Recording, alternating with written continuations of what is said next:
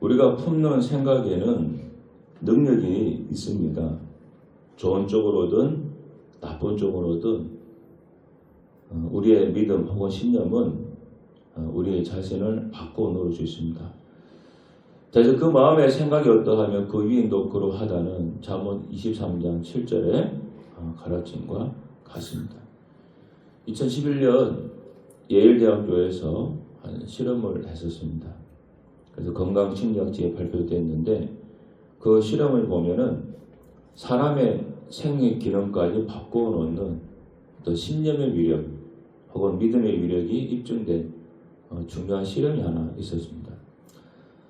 46명의 참가자들에게 2주간의 간격으로 2가지 음료를 마시게 했습니다. 그리고 나서 신체 반응을 측정하는 연구 결과입니다. 참여자들에게 2가지 음료를 마시게 했는데 첫 번째 음료는 620칼로리의 지방과 620칼로리 양입니다. 200칼로리가 나오는 그 음료에 지방과 당분이 아주 잔뜩 들어있는 그런 음료고, 두 번째 음료는 140칼로리의 영양분이 풍부한 그런 건강 음료입니다. 그러니까 하나는 620칼로리에 아주 그냥 지방하고 당분이 많이 들어서 해로운 음료, 또 하나는 140칼로리에 좋은 영양분이 들어있는 그런 어떤 건강 음료, 이렇게 설명해 주었습니다. 그리고 나서 그 음료를 마셨을 때 체내의 그렐린 수치를 측정합니다. 이 그렐린은 저도 이번에 처음 알았는데, 그렐린이라는 이것은 사람이 공복일 때 위에서 분비가 되는 호르몬이라고 합니다. 그래서 내가 배불리 뭔가 음식을 먹거나 뭐가 됐든 배불리 먹으면은 이 그렐린 수치가 줄어들어서 떨어진다 그래요. 많이 먹으면 그렐린 수치가 떨어지면서 배가 불러진 거죠.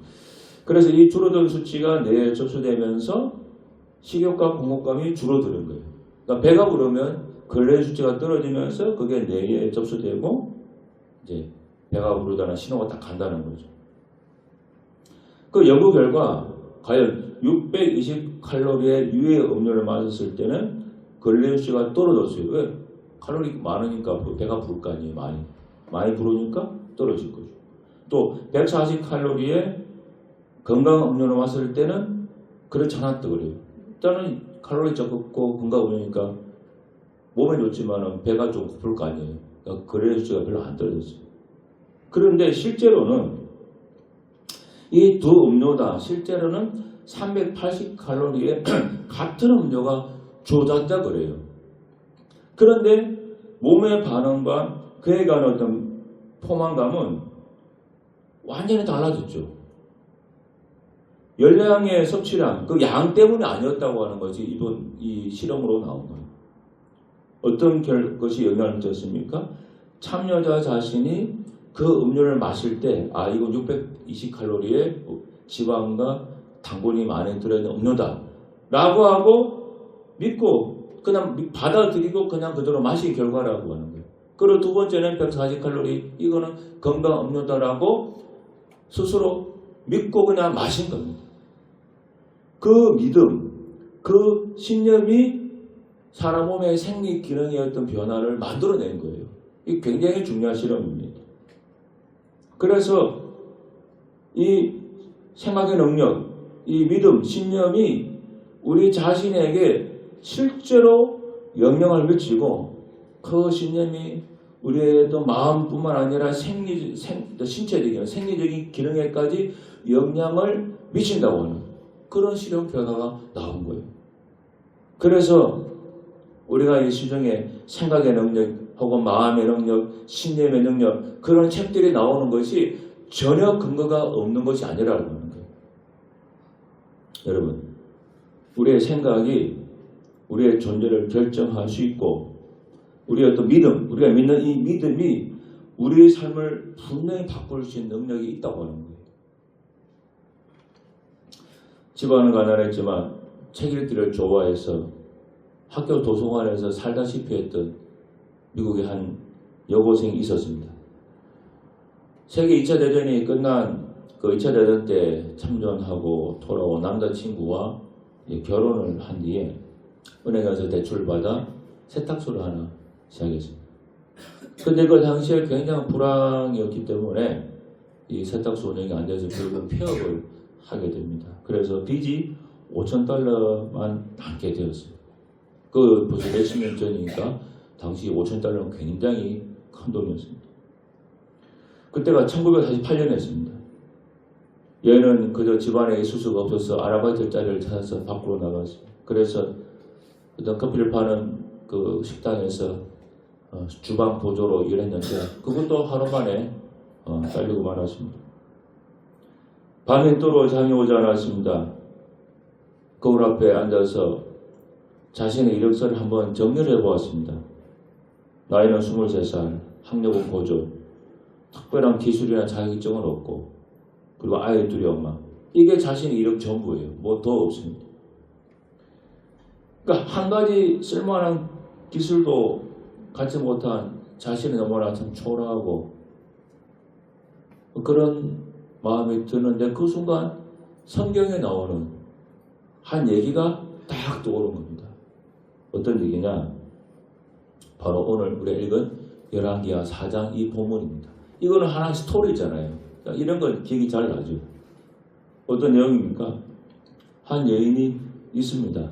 이 여인의 남편은 선지자입니다.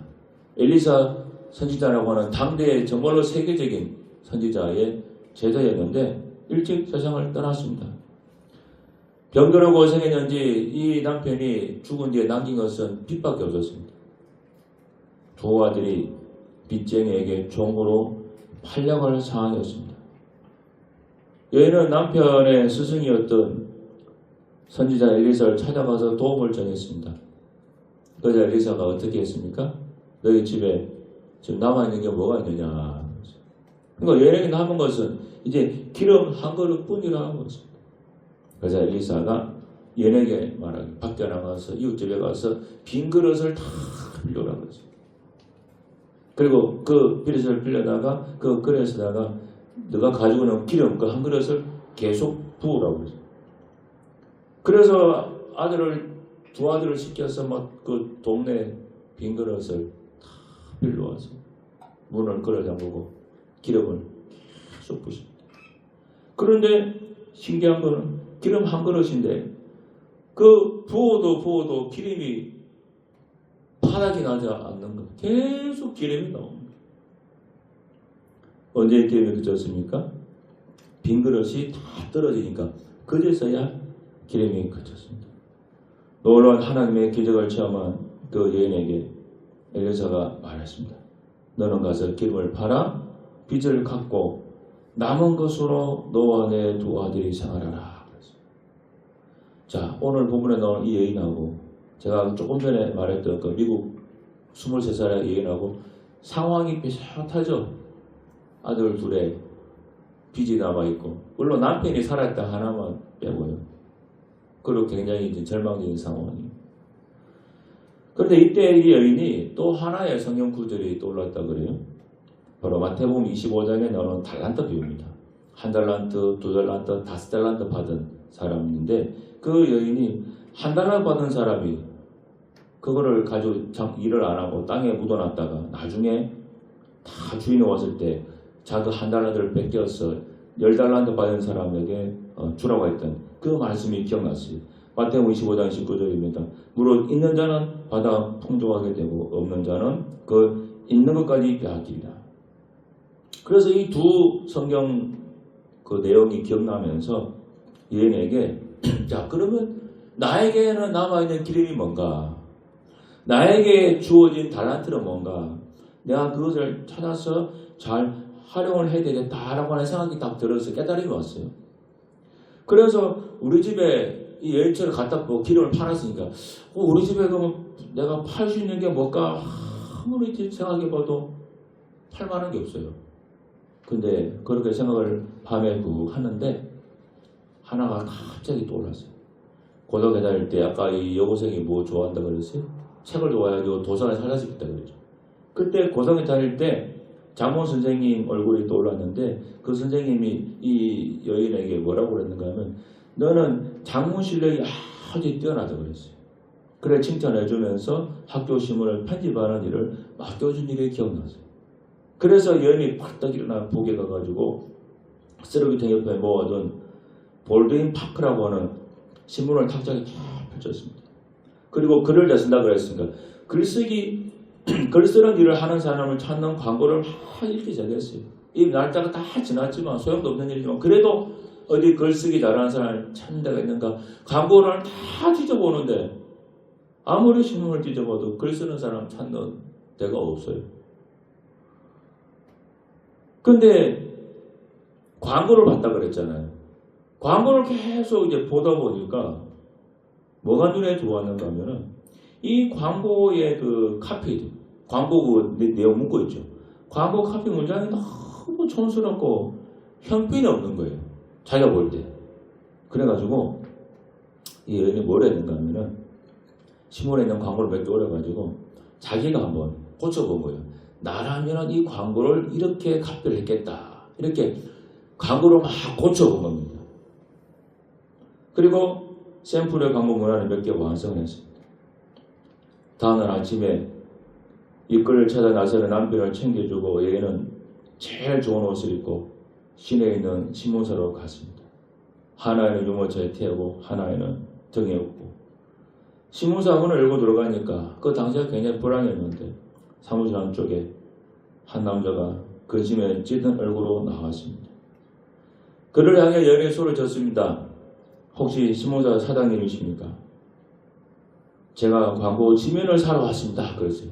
그러니까 광고 사러 온 사람이니까 뭐 돈이 되는 거니까 그러니까 이 사람 얼굴이 확 사장님인가 뭐 맞아 얼굴이 확 피면서 태도가 달라졌어요. 그래서 여인을 불러서 얘기하는데 여인이 자신의 계획을 설명했어요. 자기가 이 신문 광고란을 도매 가격으로 다 사겠다 그랬어요. 그리고 광고주를 찾아가서 광고할 곳을 찾아가서 광고 문안을 써서 신문에 실어주기로 하고 돈은 일주일 뒤에 받기로 했어요. 자기 광고가 효과가 있으면 광고가 돌 거니까 일주일 뒤에 바꿔야 돼요. 이렇게 해서 여인이 일을 시작했습니다. 신문사에 있는 광고 몇 개를 도매로 다 사고 아침부터 저녁까지 온 지역을 다 뛰어다니는 거예요. 사업장을 찾아다니면서 내가 광고를 이렇게 해주겠다. 그리고 일주일 뒤에 돈을 받겠다. 그렇게 해가지고 어차피 그 광고를 실어야 되니까. 그래가지고 사방을 다니면서 광고를 따와서 이 여인이 광고 카피를 쓰고 광고를 진행했어요. 그리고 인생이 고달프고 힘들 때 찾은 이 재능이 이 광고를 하는 이 재능이 그의 인생을 바꾼 거예요. 이 여인이 $5,000 빚을 갚은 것은 물론이고 2007년에 세상을 떠났는데 60년 동안 유명한 광고 대행업자로 혹은 작가로 때로는 기업에서 하루 동안 강의를 하면은 강사비를 $100,000를 받는 유명 강사로 된 사람입니다. 이 여인의 이름이 도티 월터스입니다. 나중에 한번 찾아보세요. 절박한 상황이었지만 성경에서 읽었던 그 성경 내용으로 거기서 지혜를 얻고 아이디어를 얻어서 이 여인은 새로운 인생의 전기를 발현한 거예요. 여러분 도티 월터스와 오늘 열왕기하 4장에 나오는 이 두 여인이 너무나 삶이 비슷하지 않습니까? 성경에 나오는 여인처럼 도티 월터스도 빌려온 남의 그릇 뭡니까? 신문사 광고란이죠. 빌려온 거죠.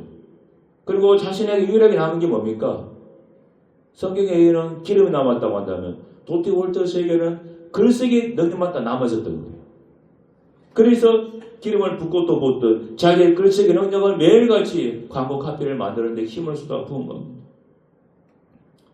정말 힘들고 어려운 상황에서도 하나님 말씀 속에서 살 길을 발견한 겁니다.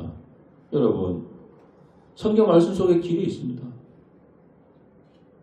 답답한 현실일수록 기도하면서 이 말씀 속에서 길을 발견하셔야 돼요. 성경 말씀 속에 길이 있습니다. 해답이 있습니다. 인생을 살다 보면은 사방이 꽉 막힌 것 같은 순간을 만날 때가 있습니다. 물질의 문제, 자녀의 문제, 건강의 문제로 낙심과 절망이 우리 마음을 집어삼킬 때가 있지 않습니까? 그럴 때 여러분은 가장 무엇을 먼저 바라봅니까? 내 자랑한 시세를 바라보면서 한숨을 쉽니까? 아니면 내 수정에 남은 것이 뭔가 찾아봅니까? 열왕기하에 나오는 가복에 남은 것은 고작 기름 한 그릇입니다. 기름 한 그릇. 그리고 23세의 도티 월터스에게 남은 것은 고등학교 때 칭찬받았던 글쓰기 재능 하나였습니다. 여러분, 세상의 눈으로 보면은 이 두 개는 인생의 문제를 해결하기에 턱없이 부족하고 보잘것없는 하나한테 불과해 보입니다. 기름 한 그릇. 마트에 가면 뭐 아무리 좋은 참기름 나왔자 1, 2만 원밖에 안 되는데 그게 내 인생을 어떻게 바꿔줍니까? 그러나 이 두 사람은 자신의 처지를 비관하지 않고 하나님을 찾았잖아요. 오늘 본문의 가보는 그래도 선지자 하다가 빚어졌는데 목사하다가 빚지고 목사하다가 일찍 죽었으면은 여러분 누가 제일 원망스럽겠습니까? 하나님이 제일 원망스러워요. 하나님이. 그렇잖아요. 뭐 나쁜 일 한 것도 아니고 하나님을 하겠다고 목사로 뛰어들었는데 일찍 죽고 그 남은 건 빚밖에 없으면 여러분 그 처자식들이 누가 제일 믿겠어요? 하나님이 얼마나 믿겠습니까? 그런데 얘는 누굴 찾아갔습니까? 선지자를 또 찾아가잖아요. 그리고 이 도티 월더스 여자도 정말로 그 젊은 나이에 남편과 함께 시작했던 그 사업이 쫄딱 망했는데 그래도 하나님 버리지 않았잖아요. 성경 말씀 기억해내잖아요. 하나님을 찾았잖아요. 하나님의 말씀을 기억해냈고 하나님 주신 생각을 붙잡았습니다. 사탄은 끊임없이 우리에게 너는 끝났다, 너는 안 된다 그런 부정적인 생각을 자꾸 심어줍니다. 여러분 마음의 생각을 바꾸셔야 돼요. 예일대 실험처럼 우리가 하나님의 말씀을 그대로 믿고 신뢰할 때 우리의 상황 환경을 바꾸는 힘이 솟아납니다. 성경 말씀을 믿어야 됩니다. 여러분 이 성경 말씀을 믿어야 돼요. 말씀 속에 길이 있고 말씀 속에 해답이 있습니다. 오늘 설교에서 소개한 두 교회는 인생의 가장 밑바닥에서 세상의 절망적인 상황을 바라보지 않고 하나님 말씀과 그분의 주신 믿음으로 인생의 위기를 돌파해낸 사람입니다. 꽉 막힌 현실 앞에서도 우리의 마음의 생각을 바꾸세요. 그리고 역사하시는 하나님의 능력과 그 말씀으로 삶의 회복을 주시는 그 말씀의 능력을 체험할 수 있어야 됩니다. 말씀의 길이 있습니다. 말씀을 믿어야 됩니다. 성경 말씀을 믿어야 됩니다. 2026년도 우리 예그런교회 표 뭐라 그랬습니까? 아들을 주신 하나님 모든 것 주시리라. 50%만 주시리라. 70%만 주시리라가 아니라 모든 것 주시리라 그랬어요. 물론 나쁜 건 안 주시겠죠. 이 말씀을 그대로 믿으셔야 돼요. 그대로 믿고 하나님께 기도하고 나아가야 됩니다. 믿으면 되는 거죠. 꼭 이런 믿음을 여러분이 가질 수 있기를 축복합니다. 기도하겠습니다. 하나님 아버지 아무리 상황이 절망적이어도 하나님의 말씀 속에는 길이 있고 해답이 있습니다. 앞에는 홍해 바다요 뒤에는 애굽의 군대가 있다 할지라도 하나님을 바라보는 사람, 하나님을 믿는 사람에게는 길이 열립니다. 길이 나오게 되어 있습니다. 해답이 나오게 되어 있습니다. 하나님 아버지, 우리 예그런교회 성도들 어렵고 힘들수록 하나님 더 찾고 성경을 찾고 성경 속에서 답을 찾는 믿음의 사람이 되게 하여 주옵소서. 내게 남은 것이 무엇인지 남은 것 적다고 불평하지 말고 하나만 남아있더라도 남아있는 거 하나 붙잡고 일어설 수 있는 예그런교회 성도들이 되게 하여 주옵소서. 예수님의 이름으로 기도드리옵나이다. 아멘.